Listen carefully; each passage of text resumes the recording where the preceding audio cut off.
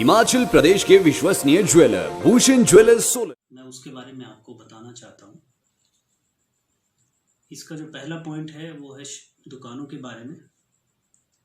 इन दुकानों को छोड़कर जो मैं अभी पढ़ रहा हूँ, बाकी सारी दुकानें खुली रहेंगी। जो दुकानें नहीं खुलेंगी वो है shopping malls, barber shops, beauty parlours, hair salons, शराब के ठेके, restaurant, hotels, cafes, eating points यानी ढाबे।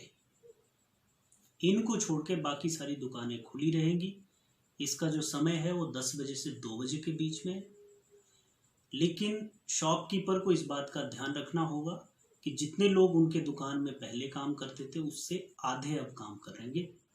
दुकान पूरी तरह से सैनिटाइज्ड होनी चाहिए और जो कामगार उसमें काम करने वाले हैं उनके पास मास्क होना चाहिए। इससे पहले जो दुकानें खुली रहती थी कर्फ्यू के दौरान, और जो दुकानें सप्ताह में 2 दिन या 3 दिन खुली रहती थी, अब वो पूरे सप्ताह खुली रहेंगी और उनका समय 10 बजे से 2 बजे के बीच में होगा। लोगों को सामान खरीदने के लिए पैदल जाना पड़ेगा और कोशिश आप यही करें कि एक ही व्यक्ति एक परिवार में से दुकान जाएगा और वहाँ से सामान लाएगा, और साथ में कोशिश ये भी करें कि 8-10 दिन का कम से कम सामान एक साथ ले आए। और जो भी व्यक्ति सामान खरीदने बाजार निकलेगा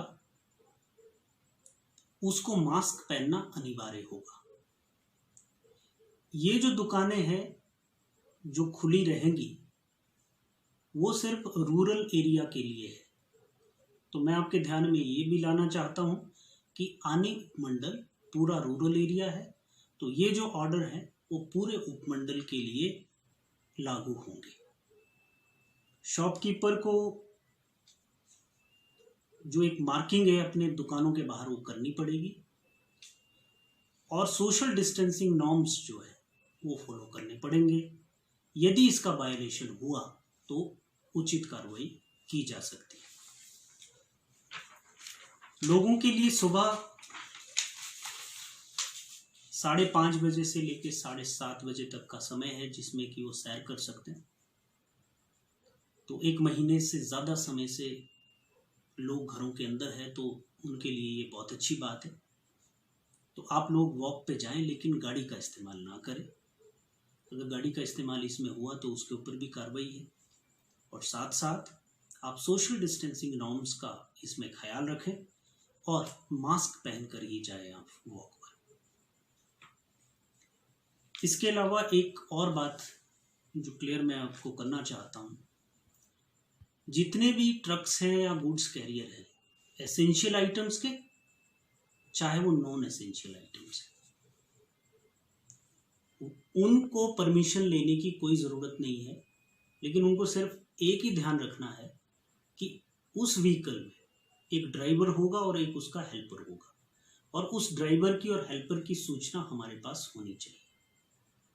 लेकिन साथ साथ ये ध्यान देना बहुत ज़रूरी है कि ये जो गुड्स कैरियर हैं ये लोगों को ट्रांसपोर्टेशन का काम नहीं करेंगे।